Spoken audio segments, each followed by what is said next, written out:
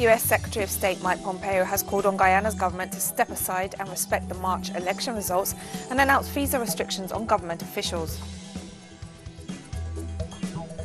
European Union leaders gathered in Brussels this Friday failed to reach an agreement on the post-COVID-19 economic recovery package. The burial of late Ivorian Prime Minister Amadou Gon Coulibaly took place in his hometown on Friday. From the headquarters of Telesur English in Havana, Cuba, this is From the South, and I'm Katrina Goss. US Secretary of State Mike Pompeo urged Guyana's government, led by David Granger, to step aside and respect the result of the elections held in March. Pompeo announced that the United States will revoke the visas of those who are preventing a peaceful government transition in the South American country. The measure will be extended to Granger's immediate family members and the relatives of his main allies in the Partnership for National Unity Alliance for Change. And in response to the statements by the US Secretary of State, Guyana's government said it regrets the decision to strip officials of visas. In a statement, Granger's government said it had not interfered in the electoral process and urged all countries interested in Guyana's development to await the logical conclusion of the process, which is being managed by the Elections Commission. According to the US ambassador to the country, the embassy in Georgetown is informing the targeted officials of the sanctions. The outcome of the political impasse in Guyana will shape the future of the country's emerging oil industry.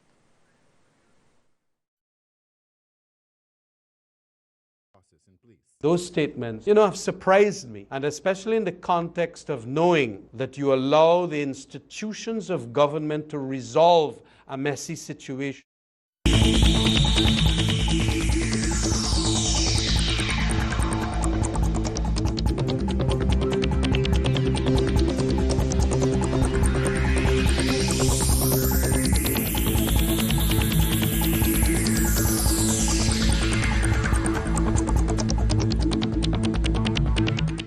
The Bahamas' main commercial shipping port has seen throughput volumes drop by about 20% amid the COVID-19 pandemic. According to President and CEO of the Arawak Pork Development Company, Dion Bethel, volumes in the midst of the pandemic are 15 to 20% below regular volumes during the same period last year. However, Bethel noted that there has been an uptick in the importation of lumber, building materials and general store merchandise, which were down in April and May.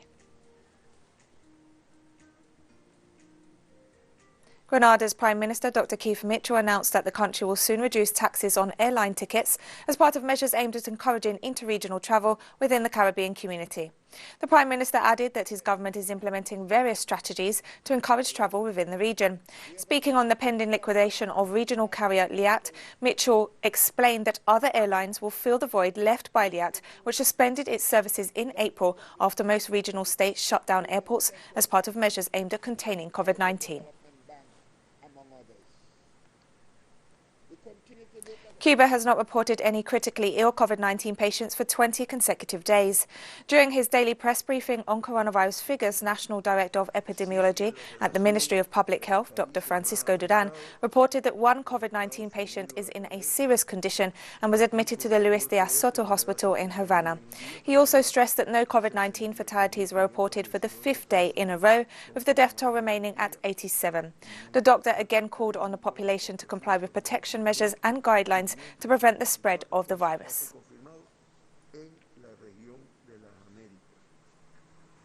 St. Lucian Minister of Health Mary Isaac expressed gratitude to Cuban health workers for their efforts in fighting COVID-19 on behalf of her people and government. A statement on the Facebook page of the Ministry of Health and Wellness highlighted the contribution and services provided by the Cuban health personnel in St. Lucia and several other nations affected by COVID-19. 113 Cuban health workers arrived in St. Lucia on March 27th, including nurses, doctors and biomedical engineers, and were deployed across several health facilities. This Friday, 30 of these Cuban collaborators departed St. Lucia after having completed their mission. The health minister recognized the free, voluntary and humanistic support provided by the Cuban medical workers, whom she praised for providing an extremely good service.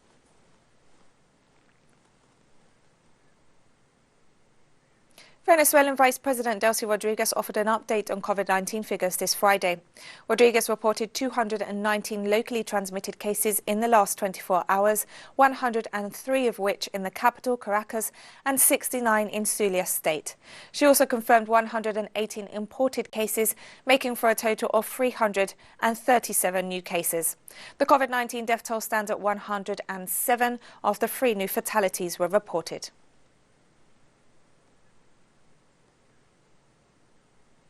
Transport workers' unions in Uruguay staged a 24-hour strike this Friday to condemn threats to their employment rights.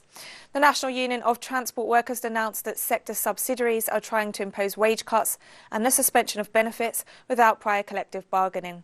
Among the rights that these companies are attempting to eradicate are food vouchers and leave benefits. The Single Union of Vehicles with Taximeters and Phones also participated in the strike action. Meanwhile, cargo transporters and banking system transport workers are preparing a mobilisation for next week.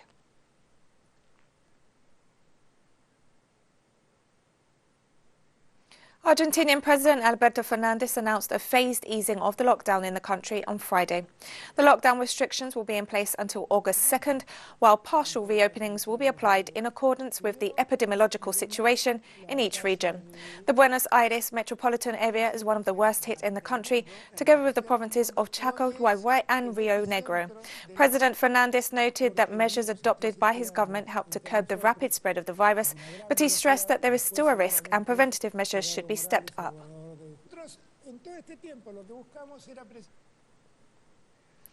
Workers of Ecuador's National Postal Service have called on the Constitutional Court to revoke an executive decree on the closure of the institution. Post workers gathered outside the court in Quito to denounce the move as unconstitutional and demanded the president protect their jobs. Workers assured that the decree issued by the government has no legal grounds, stressing that in the past 5 years the Post Service has proven to be sustainable, generating $24 million in revenue.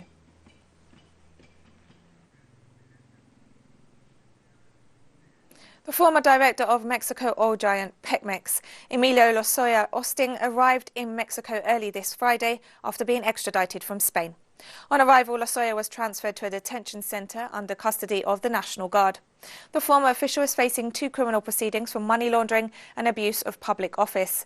He's accused of the embezzlement of $350 million through illegal contracts, involvement in which the Mexican government has accused other political figures.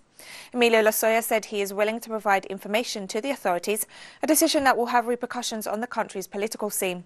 Lozoya was arrested in Malaga City in February and accepted voluntary extradition after reaching an agreement with the Mexican authorities.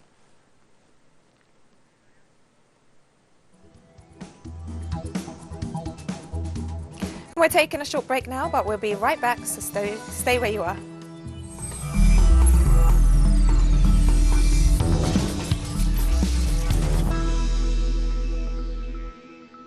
Welcome back to From the South. European Union leaders failed to reach an agreement on post-COVID-19 economic recovery this Friday.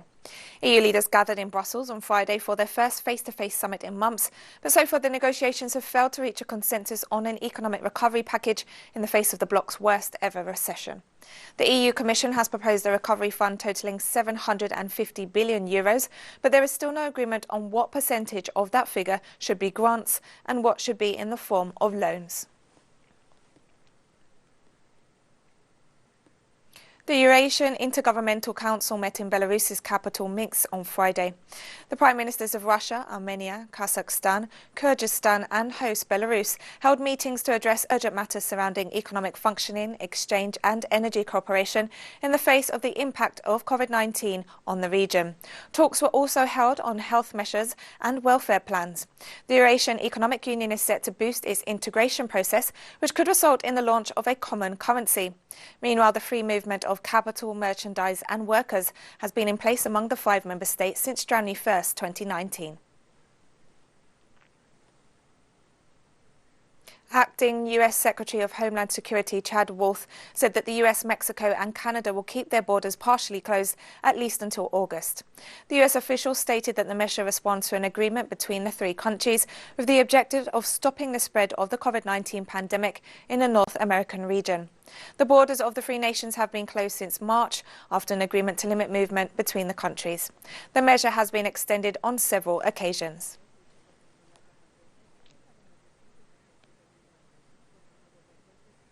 US top infectious disease expert Anthony Fauci has stressed that something must be done to stop the spread of COVID-19 and noted the importance of global cooperation to fight the pandemic. We have now a very large outbreak. There have been, as you probably know, close to 140,000 deaths, and we have several million infections. That's the sobering news, is that there are sections of the country, particularly a group of southern states, particularly California, Florida, Texas and Arizona, as well as others, that are seeing a resurgence where we had a baseline of about 20,000 cases a day, has now gone up to 30, 40, 50, 60, and even 70 on the last count. So we've got to do something about that. That's something we need to address. If it's smoldering in another part of the world, we're vulnerable here. I mean, we saw that absolutely when it emerged in a well-defined geographic area in China, and then all of a sudden, the entire world with more than 220 countries have been involved. So that's the answer to your question. It is global by nature, so we need global organizations and global cooperation. Residents of Spain's second biggest city, Barcelona, have been urged to stay at home unless absolutely necessary after a surge in coronavirus cases. Els ciutadans de tots aquests municipis. The citizens of all these municipalities must stay at home and go out only if it is essential. This is our request. We depend on all of you to stop the contagion spreading everywhere, and we recommend too that you don't move to second homes during this weekend. China is experiencing the worst floods in decades, causing severe damages. According to the Chinese authorities, devastating floods along China's Yangtze River have caused extensive damage. The heavy rains since June have left at least 141 people dead or missing and forced nearly 15 million people to be evacuated from their homes in July alone, while causing billions of dollars in economic losses. The water levels in some provinces have hit historic highs, prompting an effort by more than 100,000 troops and other personnel to rescue residents and prevent further flooding.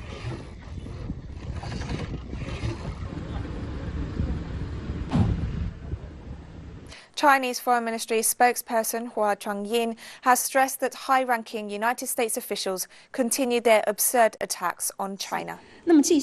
Out of their own selfish political interests, these people do not hesitate to hijack domestic political opinion, China-US relations, international relations even, to the point where they have lost their minds and gone mad.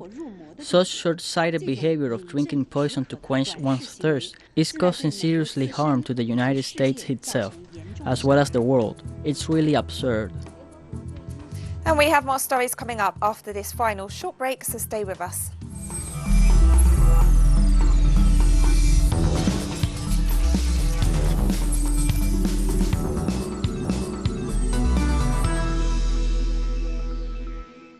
Welcome back to From the South. The burial of late Ivorian Prime Minister Amadou Gon Coulibaly took place in his hometown on Friday.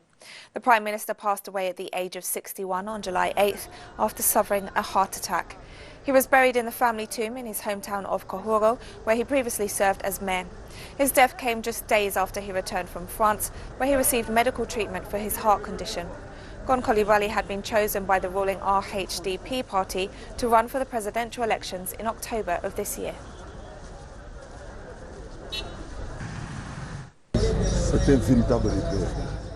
He was a real landmark. He's a reference. He's an example. He is the Prime Minister. He is a man in particular. He was complete in every aspect of his life, socially, professionally, and culturally. Really, he's done some good things, and he's the one we wanted as future president. After our father Alassane Dramane Ouattara, we wanted Amadou Gon to be the future president, but man makes plans and God lots. We came to the funeral of our former Prime Minister in whom we found hope, in whom we believe, but by the will of God, he betrayed us a bit. We can say it like that. But it was God's will. We will leave it at that. South African health authorities reported over 13,000 new COVID-19 cases on Friday. Meanwhile, the government has decided to allow minibus taxis to operate at full capacity. It is hard because even when we are standing by the entrance sanitizing people, some people say, no, we don't want it, and they just go past. It's really difficult working under this pandemic. Firstly, I also take public transport, and sometimes inside the taxi there is someone not wearing a mask. It's scary because, we are now in a taxi for it's a full taxi, and you never know which person you're sitting next to, and you don't know their health and where they've been. So it's actually not really hard, but scary. I am actually just scared of dying, and it's very dangerous. It's very quick to get the disease, that's the problem. It's a disease that is not even easy to prevent it, but you try by all means, but it's difficult. The Office of the United Nations High Commissioner for Human Rights this Friday called on all political actors in Mali to exercise restraint and use peaceful means to resolve the conflict in the country. Announcement by President Ibrahim Boubacar Keïta that there will be investigations into the violence is welcome. It's essential that all alleged human rights violations and acts of violence committed during the demonstrations are the subject of prompt, thorough, transparent and independent investigations, and that those responsible are held to account. We call on all sides to exercise utmost restraint and use peaceful means to deal with their grievances, which have been triggered by a variety of factors, including the outcome of delayed parliamentary elections, alleged endemic corruption and weak governance, heightened insecurity and violent extremism in different parts of the country.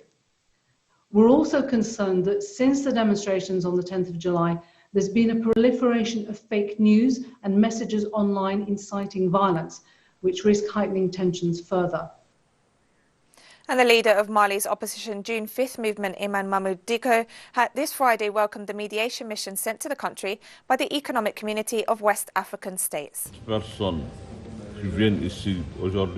Anyone who comes here today to try to help us, to ensure that Mali is a peaceful country where it is good to live, I believe that these are people we must welcome with open arms. And so we really spoke as brothers and as Africans, and I hope, inshallah, that something will come out of this that will give Mali back its greatness. Kenyan health authorities reported 389 new coronavirus cases this Friday, bringing the total number to over 12,000. And today, 389 people have tested positive to the disease from a sample size of 3,545. That means that Kenya today has some 12,062 positive cases that we have dealt with. And we have so far tested some 233,641. From those cases, 385 are Kenyans, while 4 are foreigners. And Kenyan authorities thanked the Cuban government on Friday for sending a medical brigade to support the fight against the COVID-19 pandemic. The Henry Reeve Brigade, who will be arriving in the country tonight to serve and offer services for the next 6 months. And they are specialized doctors in internal medicine, oncology, cardiology, renal and pediatrics. On behalf of the government, we are thankful to the Cuban government through Ambassador Ernesto Gomez-Diaz for this kind gesture. Commercial flights between the United Arab Emirates and Iran resumed this Friday after being suspended for 5 months due to the coronavirus pandemic. We do our best to make sure everyone entering the country is checked by symptoms, as well as any record of being in contact with infected people. We make samples from anyone with symptoms. We have carried out around 11,000 polymerase chain reaction tests for our dear passengers so far, and the statistics are very good. Under 1% of passengers have tested positive for the new coronavirus and have received treatment for the health ministry. Today we saw an Emirates passenger flight arriving here for the first time after 5 months. Of course, its cargo flights began sooner. There will be 1 flight per day, and God willing, we hope there will be more flights. Other foreign airlines have also requested to resume flights, and I think that will happen over the coming month. Demonstrations were seen in Jerusalem on Friday to demand that Israeli Prime Minister Benjamin Netanyahu resign. The reason for this demonstration, like previous demonstration, is to deliver a clear message to the Prime Minister that we cannot accept him being in this job. It's not only because he is persecuted in court, but he's a failure in every sense regarding his treatment of the coronavirus situation. We want to release Israel from this Prime Minister who is acting in a criminal way. He needs to be in court. He needs to leave this country to deal with the corona crisis. He uses this corona crisis in order to be a dictator. This Saturday, July 18th, is Nelson Mandela International Day, held on the birthday of the South African anti-apartheid leader. To mark the date, we finished this news brief with a song that became a global hit as part of the campaign for Nelson Mandela's release from prison. Remember, you can get all the latest news on our website and social media pages. For Teleso English, I'm Katrina Goss. Thank you for watching and enjoy the music.